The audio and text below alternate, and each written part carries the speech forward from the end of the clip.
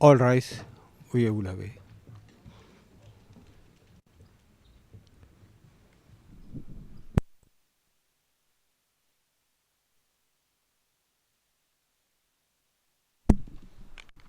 Please be seated. Veuillez-vous asseoir.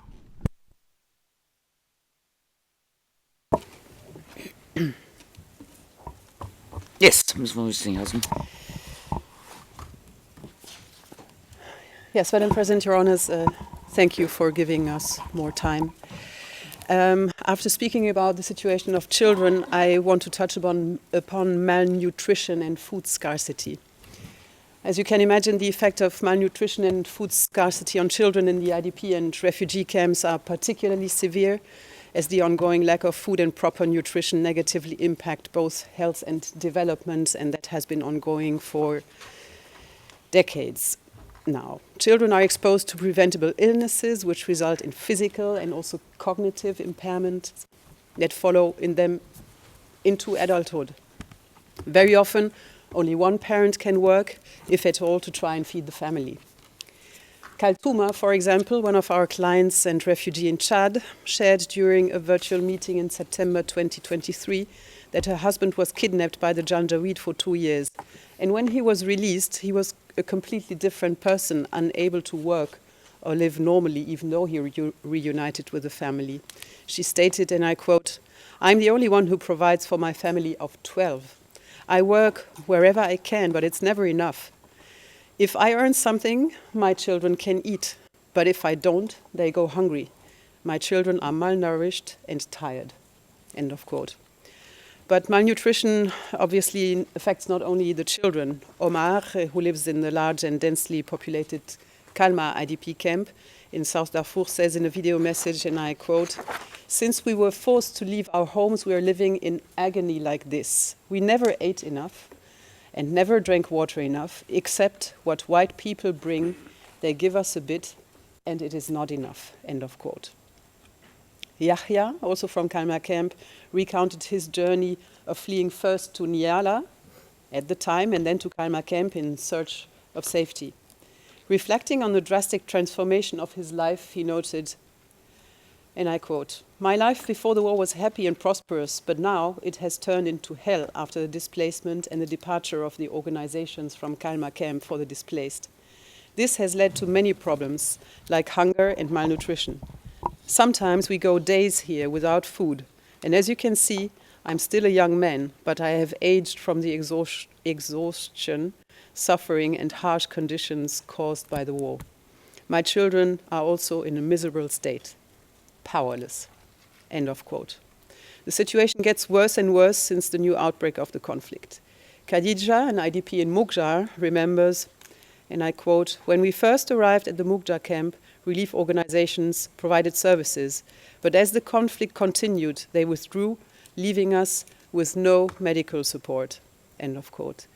In Kalma, a different participating victim, also named Khadija, noted that, and I quote, "Diarrhea and other diseases are constant here in the camp, especially for children and elderly." And Musa, also from Kalma camp, expressed, "I have spent all these years feeling like we're in a prison, and the camp is a large prison for the people. The camps are deprived of any services, whether public or humanitarian aid." Likewise, another client named Khadija and a survivor of the Bindizi attack says, "We are barely surviving. Mothers struggle to feed their children with no means of support. Medical help in the refugee camps is quasi non-existent." Fatne, a refugee in Chad, states this reality when we spoke with her in January. And she says, "Without medical support, we struggle against illness, and we are left to survive in whatever way we can." End of quote. Abakar, also a refugee in Chad, expressed in a virtual meeting in July 2024, and I quote, "Living here has become torture. We feel trapped with no hope of escape or return. Every day is a struggle to survive." End of quote. And you will see that we endeavored to hear the voices from clients who are originally from Mindisi, from Kudum, from Mokja, from Delej, some of them now in Sudan, some of them in Chad, so that we try to have a representation of as many groups as possible within the victims' community. I now want to speak about, of course, psychological and emotional impact. So as you can imagine, the deep and varied psychological impacts experienced by displaced individuals as a result of the charged crimes and the consequent prolonged sufferings can't be stressed enough, and has been reflected in many of the questions that we pose to witnesses in our submissions and our writings. And I can say that it's certainly not an exaggeration to say that all participating victims suffer some form of psychological harm. In their application and during consultations with our team, the participating victims reported experiencing long-term psychological symptoms of distress, fear, depression, and grief. Of course, for each participating victim, the psychological harm shows differently. And these words, distress, fear, depression, grief, it's the words we put on these feelings. But obviously, for everyone, the harm shows and feels differently if it is expressed at all and not suppressed, as often the case. Samira states in a video communication, and I quote, "What they did to us has left a mark that nothing can erase. We carry this pain every day in every part of our lives." And Hawa expresses, "We live here without security, without support, carrying memories that haunt us." This sentiment can be felt throughout the victims' community, be it in IDP or refugee camps, where Yusuf, a refugee in Chad, said to us in a virtual meeting, and I quote, "We are left with nothing, but memories of what happened in Darfur stay with us every day." Halima, also a refugee in Chad, translated what she feels as follows in a virtual meeting in July 2024. "They took away our lives and left us in this place where we have no control, no say. It feels like we are barely human." End of quote. And Alawiya, an IDP in Bindisi, likewise expressed in a video message, "We were once people with pride and respect, but here we are treated like we are nothing." As Hawa, residing in Chad, indicated in the quote I read to your honors at the beginning of this statement, this is a pain also carried by those participating victims who have sought refuge in foreign lands. The children and grandchildren of participating victims have also been impacted psychologically by growing up in the circumstances of the IDP and refugee camps, which then feeds back to their parents and other older members of the community who carry the sorrow of watching younger generations deprived of and disconnected from the traditional lives of their ancestors and the wider Fo community. Salma, she's from Kalma camp, or she is now in Kalma camp, speaks about her children and expresses with pain in a video message that they don't know what life was like before. They only know the camps, the hunger, the fear. Hassan, an internally displaced in Mukjar, makes a similar statement regarding the next generation of IDPs and says that they know our story because they see it in our faces every day. They see the sadness, the worry. It is part of them now. End of quote. Hawa, an internally displaced person in Mukjar, shared her account of the personal and lasting trauma her family has endured since losing her father to the violence that uprooted their lives.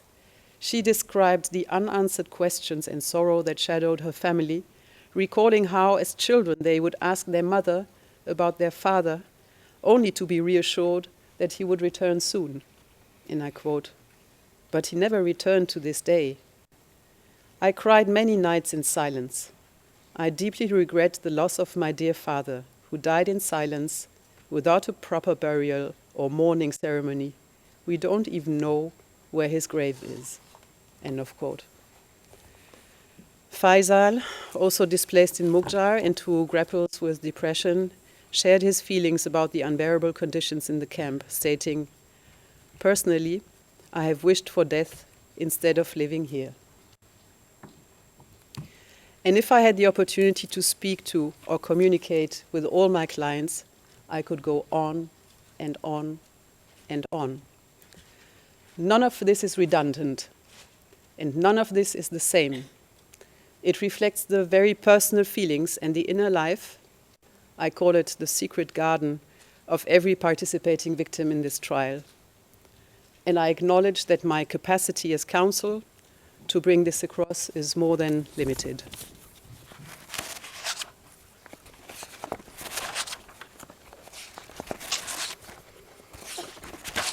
The participating victims have expectations, Your Honours, and I want to share those with you. The participating victims in their communication and messages to us hold high expectations for the court, primarily centered on justice and accountability, expeditious proceedings, and the restoration of rights and lands, independently of what of this you can really fulfill or not. But I will give you examples. Al-Sadiq, a survivor of detention and mistreatment during the Mukjar-charged incidents, described in a video message the importance of these proceedings for himself, his community, and the larger Darfuri population. I will read the translation for the sake of time instead of playing the video. And he says, I was deeply shocked. I'll start a bit later. Even inside Kalmar camp, significant violations were committed against displaced people over the years, including arbitrary arrests and heavy gunfire directed at the camps. Over many years, we were targeted by the government, which did everything I could to erase the existence of Kalmar camp, everything it could to erase the existence of Kalmar camp. The reason for this is that the camp served as a constant reminder of the crimes committed.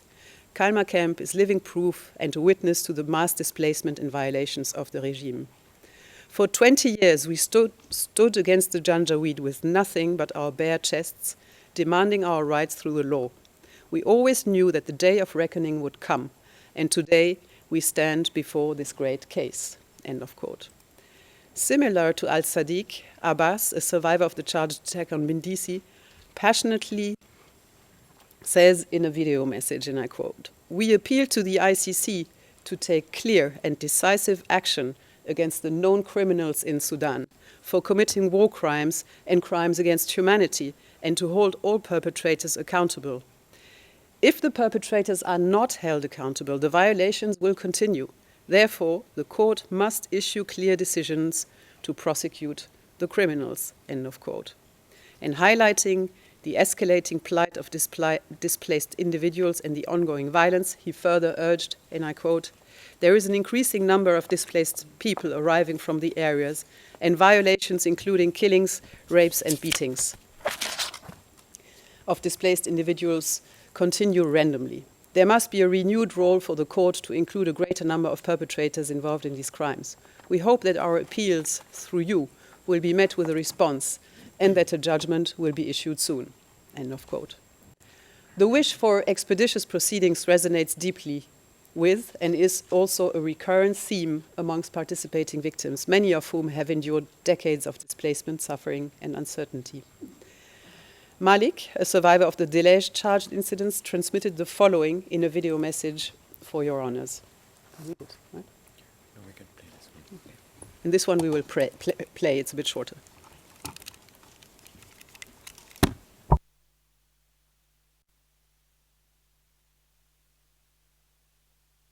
naki wallahi mahamma kan lanu ashan la awwal kayan ardi ale kan Today, we live with endless burdens of life because, in the past, we lived a normal life.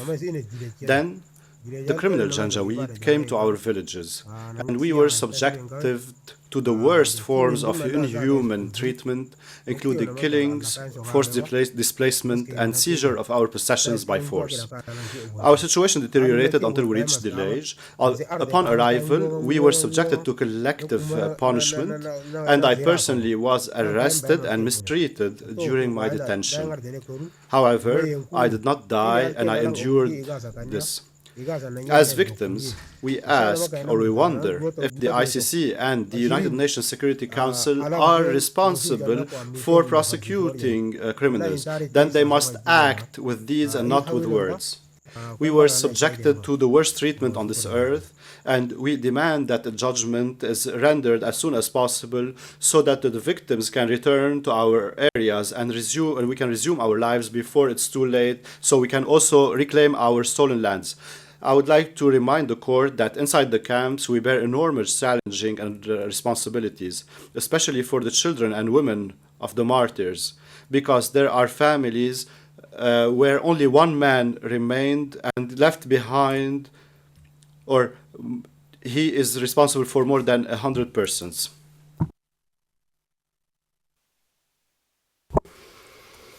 Abdallah, he's a survivor of the Bindisi attack, captured the same sentiment clearly, and he says, "I hope the trial can finish quickly because we have suffered so much.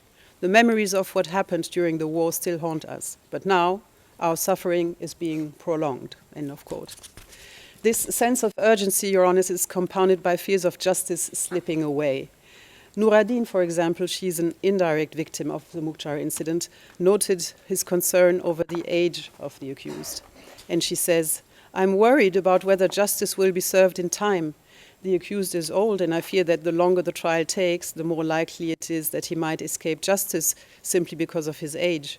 This makes me wonder if all that we've been through will be in vain. The thought that he could go free because of his years is a nightmare for all of us who have suffered so much. We need to see accountability, and if the trial drags on for too long, there is a fear that we may never get it." End of quote. The passing of time also weighs heavily on Musa, a survivor of the charged Kordum attack, who has lived as a displaced person for over 2 decades. And in a meeting, he expressed, "I myself became weak and vulnerable. I've been living with this pain since the war started, and I still feel it now. I'm a deep victim. My life in the camp is horrible. There are no rations, no medicine, no assistance. I just hope this case ends soon so that I can get my rights and recover from this pain. Maybe then I can live a life with dignity, free from harm." End of quote. The deep personal losses and scars of the conflict fuel a profound longing for closure. Hawa, whom I referred to earlier in this closing, relived in this same meeting that I mentioned the moment she lost her husband and her child, and I quote, "When we were attacked, my husband was killed. He died in my lap. My child was killed too. I was shot and couldn't move for 2 days until people found me and brought me to safety. Even now, my mind takes me back to that moment every day, and it has caused me mental illness. Life in the camp is hard. We don't get enough food and we struggle to survive, but I hold on to hope. I believe that if we are patient and wait for the case to end, we can get our rights and live a normal life again." End of quote. Yet the resilience and hope of the victims shine through, even amidst despair, which I find quite admirable, I have to say. Hawa, notwithstanding the sadness she feels, she then expressed with a strong voice in a message that she conveyed to us, and she says, "The suffering we've been through is beyond words. People were killed, displaced, and disappeared, and the refugee camps offer no relief. Life here is so difficult. There are no rights, no work, and no opportunities for our children. Every time I think about my country, I can't help but cry." This passion is tempered by urgency for justice, as Anima, a survivor of the Kordum attack, emphasized. She says, "We've been waiting for justice for 20 years, and now we just hope the judges will see the truth." Fahia, a survivor of the Bindisi attack, echoed this sentiment, saying, "Knowing that the case might be finished by the end of the year gives me some hope after all this waiting." Just as Salam, an IDP in Kalma, is hopeful and voiced optimism. Justice will allow us to return to our villages and rebuild our lives. Others, like a participating victim whose young brother was detained and mistreated during the Delege incident and continues to suffer serious psychological issues to this day, conveyed frustration at the slow pace but maintained her trust in the court. She informed us in a meeting, and I quote, "Living as a victim all these years is unbearable. I'm staying alive just to see justice done. But the case is moving so slowly and victims are dying. I still trust the court, but I want to scream out to the world that we are being ethnically cleansed in our own country. The Janjaweed and RSF were created by the dictatorship, and the justice that the court can bring for Darfuri victims would be a symbol for other conflicts. I want the judges and everyone else to know this." End of quote. For many, the trial is simply about accountability and punishment, but also restoration of dignity and peace. Khalil, who was detained and mistreated in the Mukja charge incident, articulated this clearly, and I quote, "It is necessary to hold those responsible accountable. It means stability and a return to our villages, and it is a very important lesson for all criminals. It also means restoring our long-lasting human dignity, and not holding them accountable means endless suffering, because the Janjaweed will continue their tyranny unchecked, and this is unacceptable to the human conscience." End of quote. To conclude, while the irreparable harm suffered by the participating victims cannot be undone, a fair judgment would offer relief and hope for the future, and an official recognition from this court for what they have individually and collectively suffered. Adam from Kudum puts it with brevity. Let the judgment be fair, so that our consciences may find peace. I thank you for your attention, and I would like to take the opportunity to thank a few persons, and I ask you to allow me to do so because not all of them are here with me. So before I sit down, I wish to express my sincere appreciation, first of all, to Anna and Shah and Saif Kassis, without whom I would definitely not have been able to do my job. Our work has not yet come to an end, but for the time being, I want to thank you for your professionalism and unconditional collegiality at all time. It's not a given. Thank you very much. I also want to thank former members of our team, including former case manager Idris Anbari, and also a number of visiting professionals, and I want to name them because I think it's important, Charlotte Imhof and Catherine Ravy, and our legal interns, Randa Belhadid, Noor Mahamid, Saskia Adjova Fande, Beatrice Carpani, Henriette Wilberg. Our core team is a small one, without the important contribution of these young professionals, who I call for being remunerated in the future, if you allow me to say that. Our ability to carry out our mandate and represent the rights and interests of our clients would have been much diminished, to say the least. Importantly, in addition to my colleagues beside me, our team includes 2 field assistants from the Four community. One is based in eastern Chad, and I hope he can see us, and he knows who I mean. I don't want to say his name. He is himself a refugee of the 2003 and 2004 Darfur conflict. The other field assistant is a long-term internally displaced person residing in Wadi Sali locality, in what is now Central Darfur State, and I hope he was also able to follow and knows who I mean. They have really been our key interlocutors with the participating victims and facilitated communications and consultations in extremely difficult circumstances. And most of the messages I conveyed to you, I could not have without their support.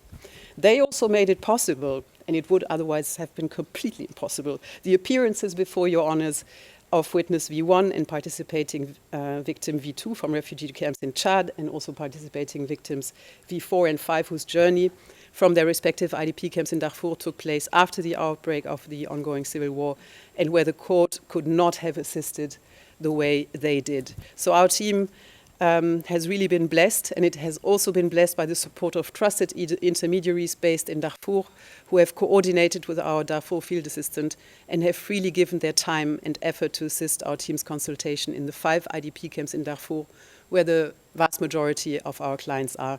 So my sincere gratitude really also goes to them.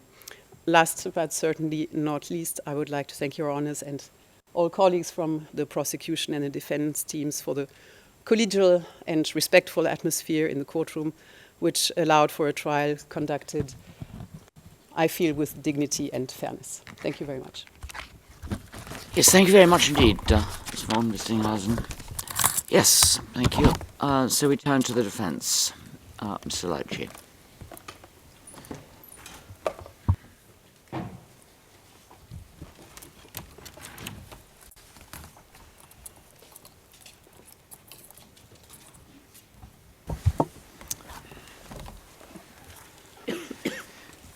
Merci, Madame la Présidente. Thank you, Your Honor. Madame la Présidente, Mesdames les Your juges, Honor, Your Honors, dear colleagues, la défense se lève aujourd'hui the defense today présenter is rising to present its final Abd-Al-Rahman. pleading in the Abd-Al-Rahman case. This is a very solemn moment. Il clôt 5 ans de It procédure is depuis la date completing 5 years of proceedings since the date in December 2019 when Abd-Al-Rahman Mr. a Abd-Al-Rahman, for the first time, pris contact avec la contacted the court Cour afin de s'y présenter in order to et de come venir here répondre aux and to accusations proférées à son answer encontre. to the accusations that have been brought clôt against him. 17 ans It also brings to an end 17 years of depuis indictment l'annonce publique since the public announcement faite le 27 on février 27 2007 February 2007 des demandes du bureau of du the procureur requests of aux fins the de Office of the délivrance de Prosecutor citation à comparaître to have issued a summons for the appearance Mohamed Ali Abd-Al-Rahman, of Ahmad également désigné Haroun and Mr. Abd-Al-Rahman, also known as Ali Khashoggi. This case is now coming to an end here, and it has kept the court occupied for a long time. Enfin, plus de 20 ans après les faits, And it is happening over 20 years after the events. And the defense addresses its thoughts to the victims of 2003 and 2004 who have still not received any reparations. At the very beginning of this case, in July of 2020, the defense made proposals so that victims could receive reparations without waiting and irrespective of the outcome of this trial. These proposals are still relevant, and the defense remains determined to support them if they are taken up again by our colleagues, the legal representatives of the victims, especially in the case of the acquittal of Mr. Abd-Al-Rahman. But justice done to the victims must not be justice at the price of convicting an innocent person, because this conviction would only add another injustice to the injustices the victims have suffered. And we are almost at the beginning of the afternoon today. After my introduction, I will talk about subjects relating to a fair trial and the jurisdiction of the court, after which my colleague Ian Edwards would talk to us about the credibility of the prosecution's witnesses. And this afternoon, and perhaps spilling over into tomorrow morning, my colleague Ian Edwards will talk about the four scenes of the crimes, and then Audrey Matteo will then talk about the knowledge of the policy of the state and persecution. And tomorrow I will conclude with my answers to the arguments of my adversaries, that is the three lines of defense. So I will begin by telling you the story of a man. His name is Ali Mohammed Ali Abd-Al-Rahman. He's a simple man, retired from the Sudanese army and a pharmacist by profession in a small town of the province in Garcilla, situated in the region of Wadi Saleh in the state of West Darfur, Sudan. When I say pharmacy, don't imagine anything grandiose. It's four walls, a stall at a market in Garcilla, where this man sells medication for humans. He obtained his permit authorizing him to do this during his 27 years spent in the army, where he served as a nurse with the rank of non-commissioned officer or Moussaïd in this medical service. He never cared for animals. His permit does not allow him to sell any veterinary products. This man is not engaged in politics. In 2003-2004, he did not occupy any official functions in civil administration or tribal administration or in the security forces. The evidence contains no trace of any such position. He's a practicing Muslim. He has 3 spouses and several children. He humbly makes a living, supports his family and himself selling medication. Never anyone heard anything about him outside of this Sudanese community. But fate would have it that he would be catapulted onto the international criminal justice scene as someone who had committed atrocities in Darfur that were committed by the Sudanese government, and something improbable, a series of events happened for this to happen. First of all, in 2003-2004, the Sudanese government organized a bloody repression campaign against the rebellion of the Liberation Army of Sudan, largely supported within the Fur tribe. And to do this, it had recourse to Arab tribal militias, commonly known as the Janjaweed, that is, known as these devils on horses. These militias supported the Sudanese army in their repression of the rebellion. Joint operations and military commandment with support of militias are conducted in several areas. Kudum, Benizi, and Sindhu. People suspected of supporting the rebellion are arrested, detained, sometimes summarily executed without trial, such as in Mukchar and Delej in March 2004.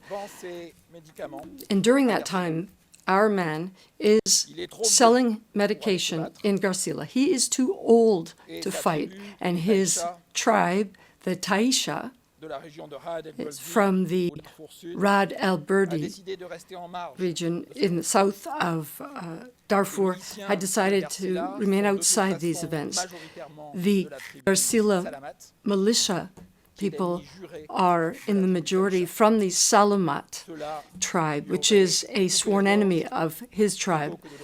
So they would rather slit his throat rather than recruit him as a chief. So he does not get involved in what is going on and prays to God that his loved ones will be spared. The second event, less than 2 months after the referral of the situation in Darfur to the court in May 2005, the Sudanese government, which is obviously worried about another indictment of its president, Omar al-Bashir, gives the prosecutors, investigators, 2 documents which are minutes of a meeting of the National Investigation Committee of Sudan and its report dated June 2004.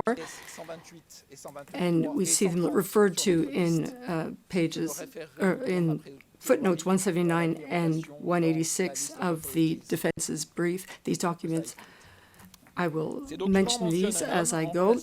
These documents mention a man relating to executions of prisoners that took place in Delej.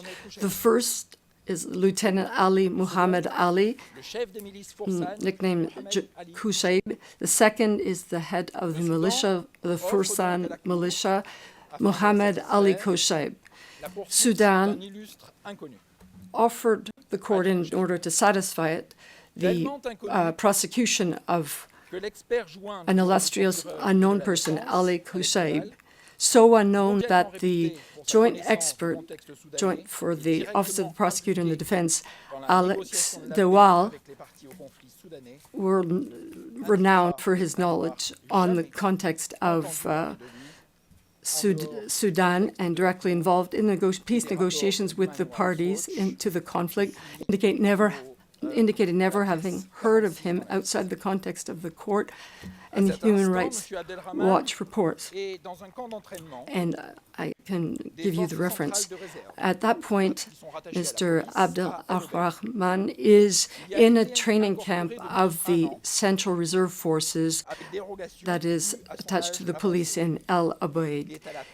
For a year, he has been integrated into it, and he had an exception because of his age. And he is at the total disposal of the Sudanese authorities, but he does not intend to speak of these events, and he apparently had no link with them. He had never been lieutenant. There's the piece, Exhibit 119, and there's also the tribe Rizek of the Edain region in South Darfur. He does not belong to these tribes.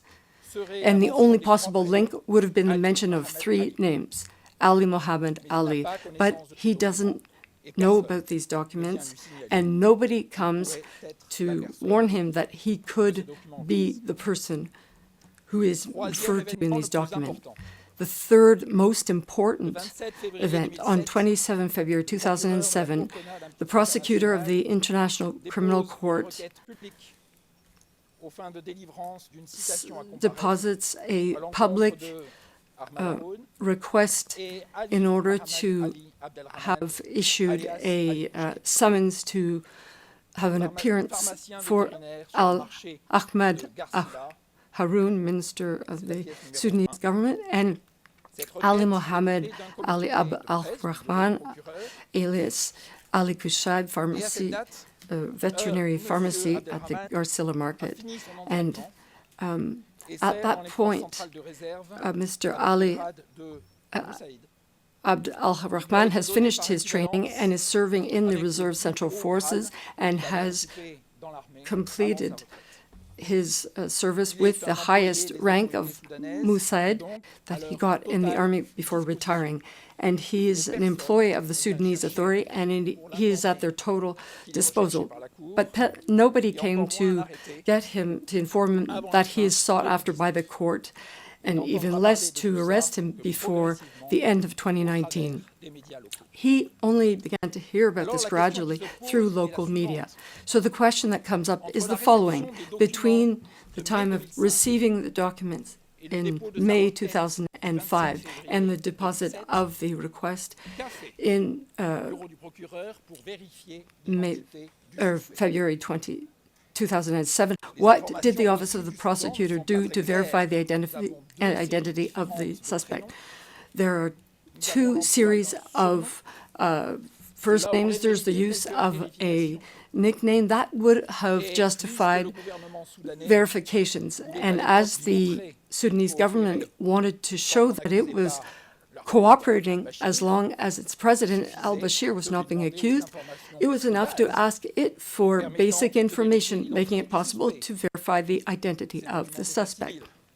These are civil documents, his criminal record, and as he was a lieutenant, his military file.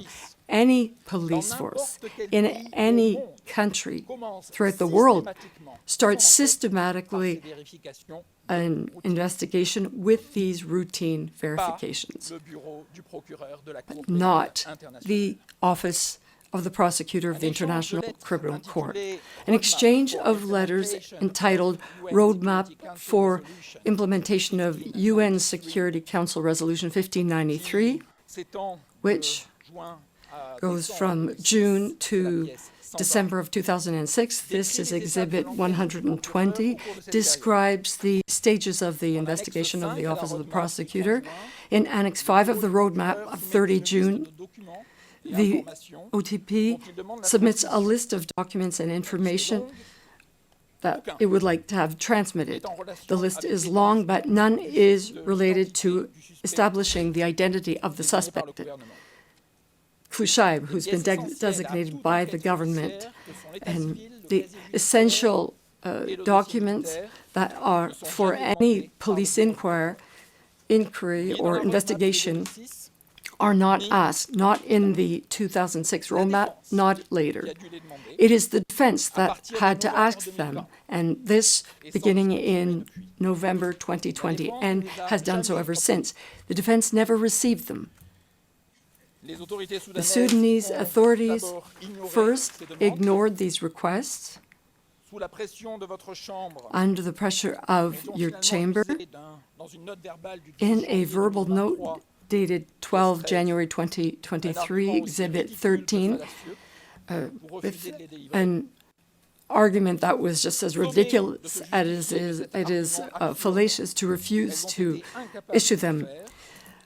Summoned by the court to justify this absurd argument, it was unable to do so. The Office of the Prosecutor did not consider the issuing of this document as a priority, so it did not seem to be a priority of the OTP, and this is Exhibit 15, and this is even if the accused had contested this authority, and even after the chamber had indicated that the obtention of these documents was indispensable to having a fair trial. Finally, on 5 December 2024, the Sudanese authorities did give the court a document which, without having a full file with the civil information, his medical file and criminal file, these documents show that his medical file or his military file had been lost following an attack of the Rapid Support Forces on 25 June, and it's not mentioned in the Sudanese registry. And the consequences of this document on this case are considerable, especially no mention of Mr. Abd-Al-Rahman being made in the Sudanese registry of people who are being prosecuted or have been convicted. This invalidates the theory of the OTP, according to which he had been prosecuted by the Sudanese authorities or had been interrogated in November 2006. I will come back to this. The OTP had never asked nor obtained these very important documents requested by the defense. If they had been obtained earlier, the case would have evolved differently and probably would have been shortened. This lack of action could perhaps have been compensated by other measures of the OTP, but it's hard as of 27 February 2007 if Mr. Abd-Al-Rahman, known as Ali Kushaib, is this true? Is it true that he's one and the same person as it's being said by the court? And as the OTP has not shown its reliability in proving his identity, we see it even during the interviews conducted with witnesses. My colleague spoke of the exchange on 21 November 2022 during the appearance of witness P585. And this is talking about an interview back in 2016. This was not important because we knew that Mr. Abd-Al-Rahman was Ali Kushaib, and at that point, this question had not been brought up. So in 2016, when the interview happened for this P585 witness, the OTP knew or thought it knew that Abd-Al-Rahman was Ali Kushaib, and they knew it or thought so without having asked or obtained documents to concern this of the Sudanese authorities. He knew this or thought knew this without asking the witnesses. It knew it or thought it knew it because Mr. Abd-Al-Rahman had not disputed the nickname Ali Kushaib, but had it even asked him this question. Not as far as we know. The only trace that we have of any possible interaction between the OTP and Ali Kouchaib before 2016 is what was related by witness DO16 without being disputed by the OTP in June 2006 in Khartoum. And I'll come back to this. Through the objection of 21 November 2022, the OTP then admitted that it had not conducted this investigation of the prosecution or in an exculpatory way to establish the truth under Article 54.1. And this is a gross shortcoming by the OTP, and it is only one specific aspect of this almost ongoing characteristic we see in this case, and which is, of course, affecting the fairness of the case and the equality of arms. The defense has not ceased to talk about this. And I will just give a few examples to illustrate this. There has been no recorded phone call between the OTP and the intermediary 869, which led to the production of a prior video recording. And this is prior to the surrender of Abd-Al-Rahman to the court in 2020. And without this recording, it's impossible to check what the investigators of the OTP said to the intermediary to make him believe that he had to tell Abd-Al-Rahman that he had to present himself as Ali Kouchaib so that the court would take care of him. And no recording, no investigative note was maintained from the meeting, the real meeting or planned one of representatives of the OTP with a person who went by the name of Ali Kouchaib in June 2006 in Khartoum. The proof that this meeting had been scheduled and probably took place was related by witness D16, who himself met Ali Kouchaib on that occasion and described him as a man of someone 20 years younger than Mr. Al-Rahman and a member of the Popular Defense Forces, to which Mr. Abd-Al-Rahman never belonged.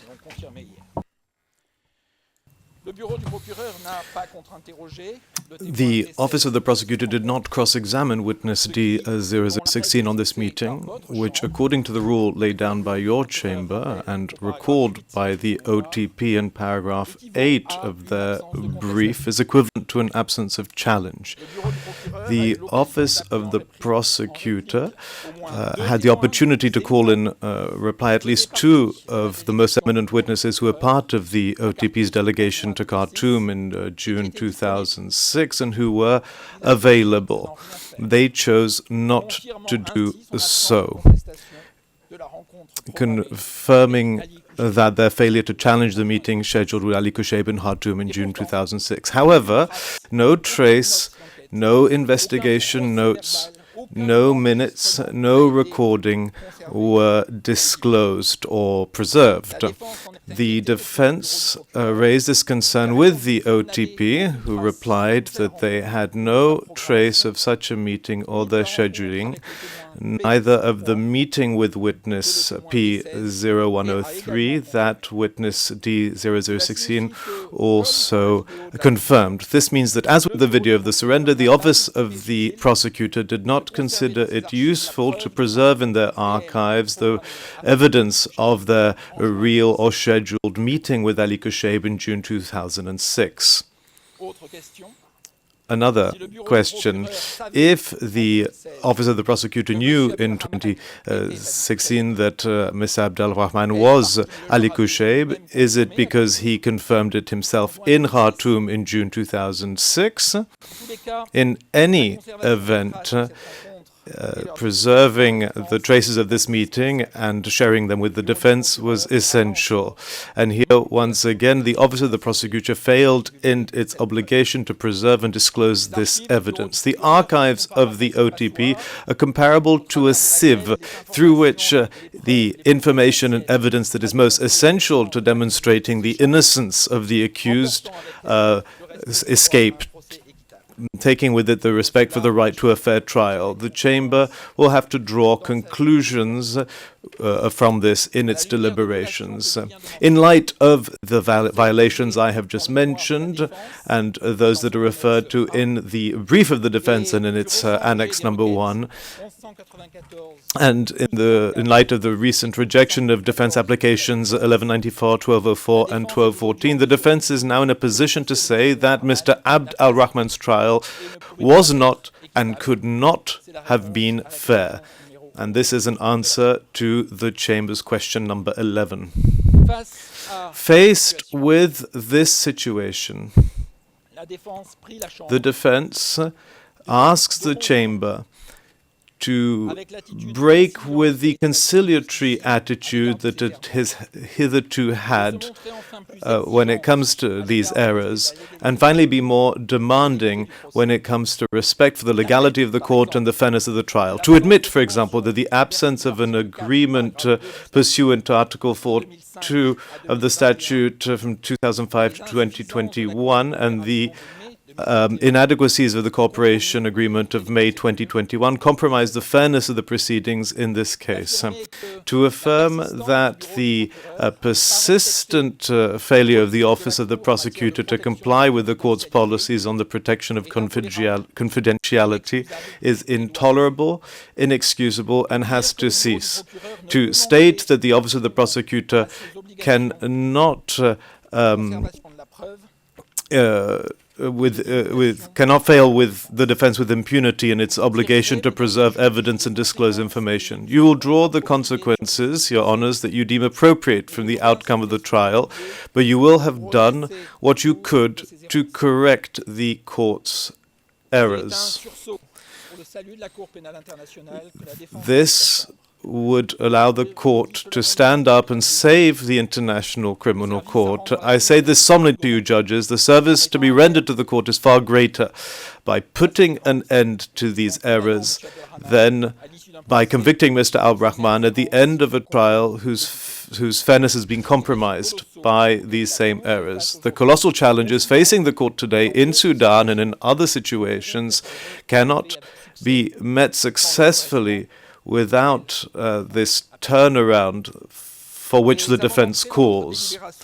But before entering into your deliberations on the merits of the case, there remains a preliminary issue that has not been decided yet, and your chamber will have to rule on this. And that is the question of respecting the principle of nullum crimen sin lege, the question of legality under Article 22 of the statute.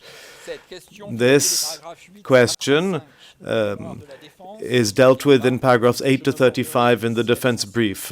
I will not return to it. I will just confine myself to the essentials.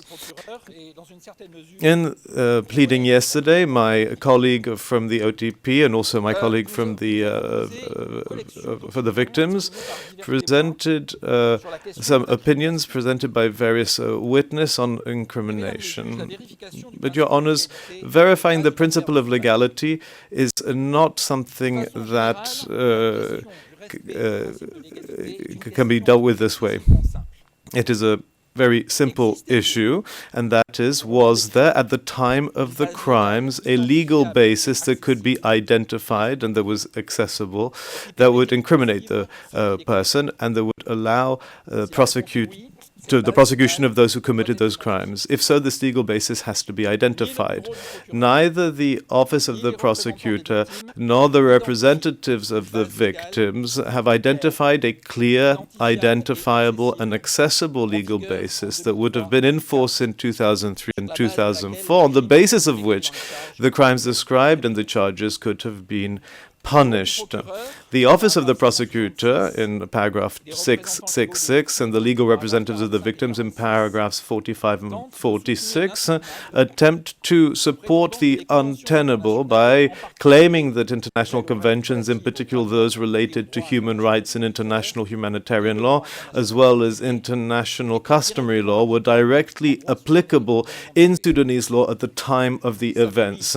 They base themselves, in order to do so, on declarations and reports of Sudan in front of various international organizations, including this court, through which the Sudanese authorities state that international law was part of the applicable law in Sudan in 2003-2004. But these sources only in reality confirm the non-applicability of international conventions in Sudanese law and are silent with regard to customary law. The documents that are mentioned in the footnotes 2008 and 2009, these are the OTP's footnotes, confirm the absence of direct applicability. The OTP relies on one paragraph in some of these documents, certifying in front of various international bodies that international treaties are considered to be part of national legislation. But they should have read on to the following paragraph, which require the provisions to be mentioned in the laws of Sudan. The victims' legal representatives, for their part, rely on Sudan's verbal note of October 2024, that's item 158, in which Sudan claims to be applying international humanitarian law in its national law since 1925. At the risk of disappointing them, it is rare that states that violate human rights and IHL, that they boast of this in front of international organizations, and the fact that they certify their hand on their heart that they respect them does not make them paragons of justice or change their national law.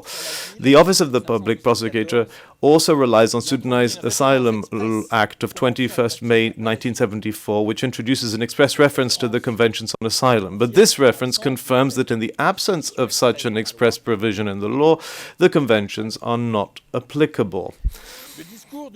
The speech of the Sudanese Minister of Justice to the IHL Implementation Commission, this is item 136, precisely defines the role of the newly appointed commission as including, first of all, to ensure the compatibility of Sudanese laws with the ratified conventions. Secondly, to define the mechanisms and the measures for implementation at national level of international humanitarian law. This report confirms that none of this had yet been done and that everything remains to be done in this regard. On page 0043 of the same document, paragraph 6 of the ruling or the decree for creating the commission confirms this by defining its functions. Lowercase a, to analyze national legislation in relation to international humanitarian law, to determine whether it is in harmony with its provisions, and to make recommendations for its improvement. A small case. B, to create the mechanisms and measures necessary for the implementation of the rules of international humanitarian law.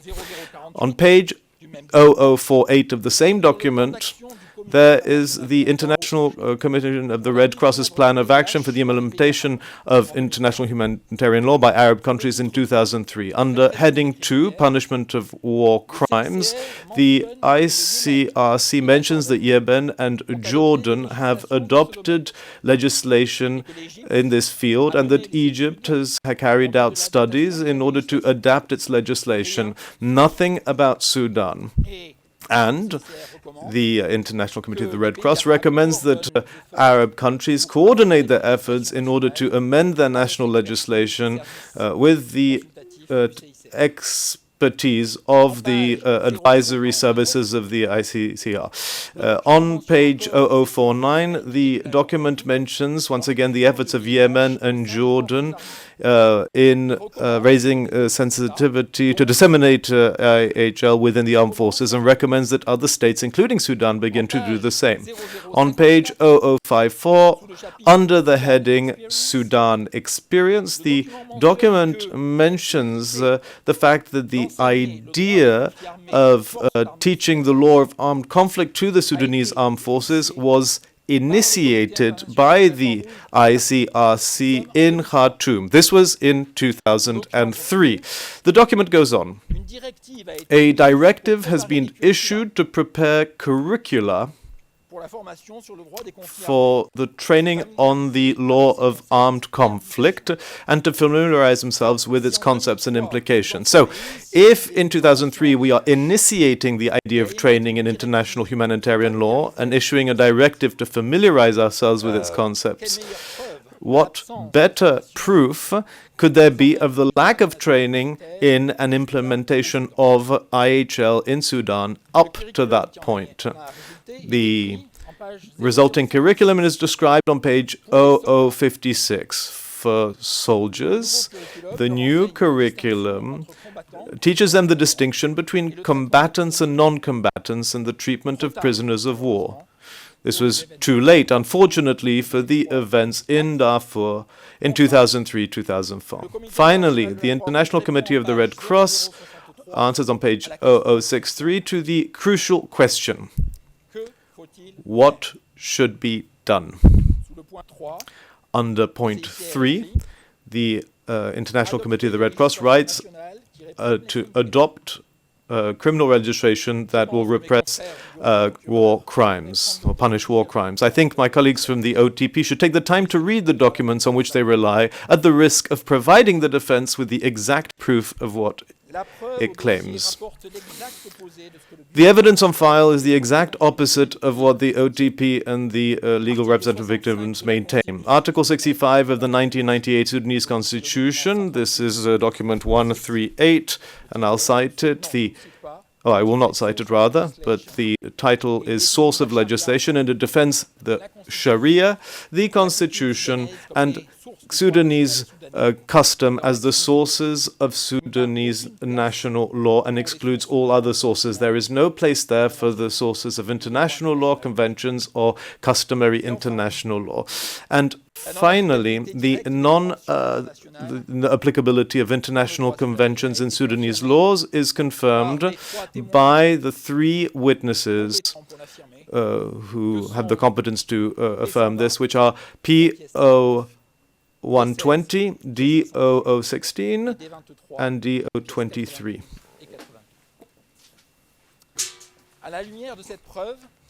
In light of this evidence and the documents relied on by the Office of the Prosecutor, there is no doubt that international law, in particular conventions and customary law defining crimes within the jurisdiction of the court, were not applicable in Sudan in 2003-2004.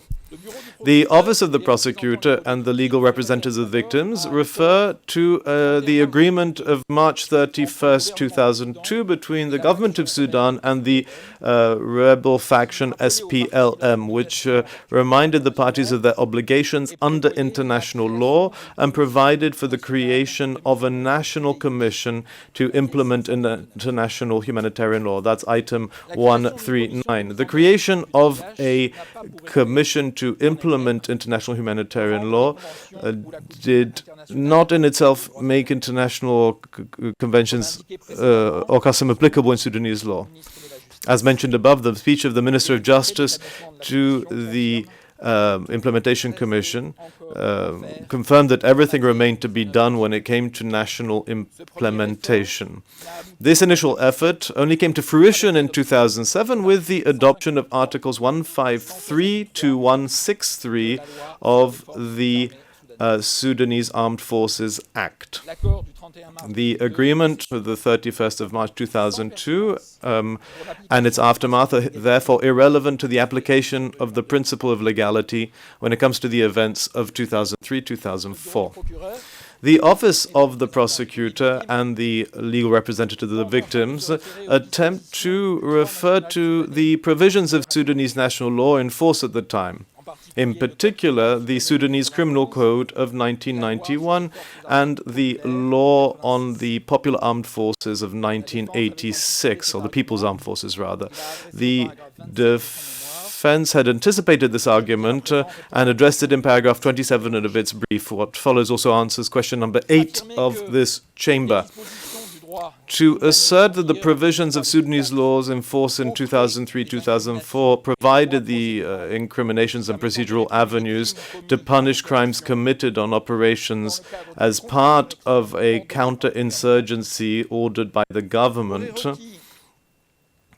would have needed the submission of evidence, especially evidence coming from experts in national Sudanese law who could have confirmed this.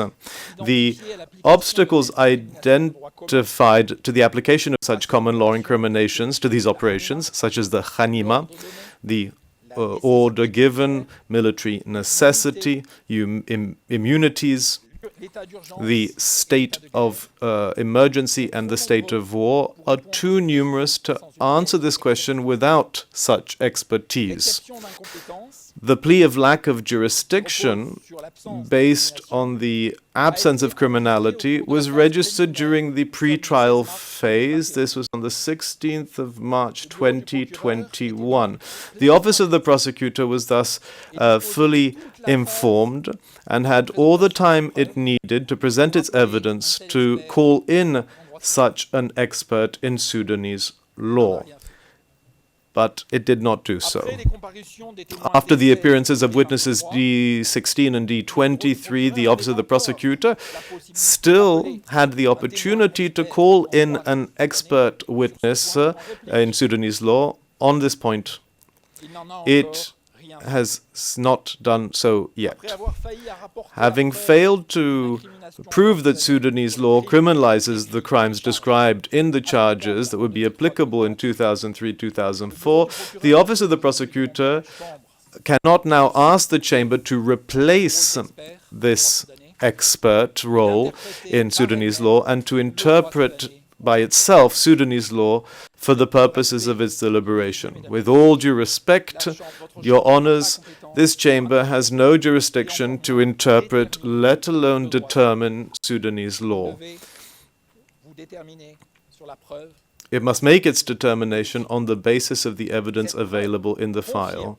And this evidence confirms that the crimes described in the charges, attacks on rebel villages and Khanima, arrests and extrajudicial executions, torture, were not defined in Sudanese law, were part of common practice by Sudanese authorities at the time, without distinction between men, women, children, or elderly people. And you can refer to the witness testimony P20 and to the footnotes on the defense brief 715 to 725. The evidence shows that refusing to obey an order and to not commit these acts was exposed one to summary execution on the theater of operations. This is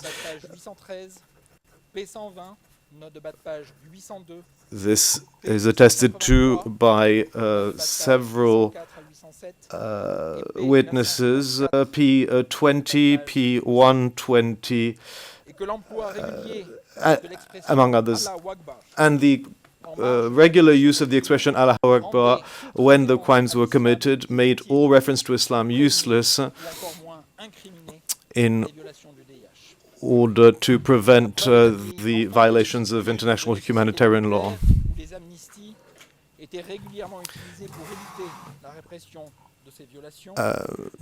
The excuse of military necessity or amnesties were regularly used to avoid repression of these violations, and the state of emergency in force in Darfur at the time of the events had considerably worsened the already catastrophic situation, from the point of view of respecting human rights and IHL. It's on the basis of this evidence that the Chamber has to rule. The Office of the Prosecutor had the opportunity to prove that the acts described in the charges were criminalized and liable to prosecution in Sudan in 2003-2004, but did not do so.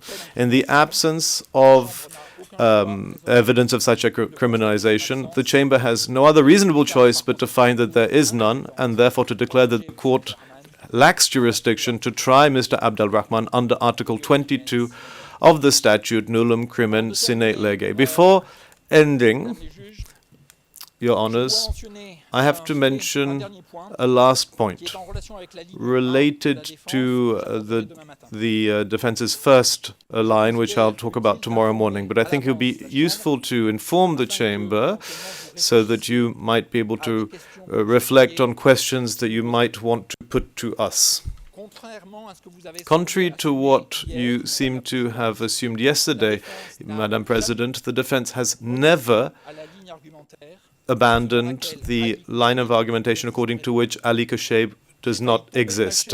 I almost fell off my chair when I heard this yesterday. Our position has always been the following, and stays as such, that Mr. Abd-Al-Rahman is not Ali Kasheb. And when it comes to the question to know whether Ali Kasheb exists or does not exist, the defense doesn't know which of these two solutions is the truth. And it is not up to us to prove this. So we do not have a position on this point, but we have never excluded the possibility that Ali Kasheb does not exist. I wanted this to be clear, and of course I am at your disposal to answer the Chamber's questions on this issue tomorrow. I have finished. Would you like us to continue? In which case, I'll give the floor to my colleague. It seems to be the appropriate place for a break for lunch. As I said, we're going to reduce it to an hour, so we'll sit again at 5 to. Well, I tell you what, we'll sit at 2 o'clock, and then finish at 3:30 this afternoon. Right. 3:30. Yeah, that's what I said. Yeah, you get an hour and a half. You get less for lunch. You get less for lunch. Yes. But you get your hour and a half this afternoon. I thought Her Honour needed to be away by 3. No. 3:30. No, 3:30. Yes. And it's not me. It's the Vice President. Yes. Yes. All right. We'll sit again at 2 o'clock. All right. We are good away.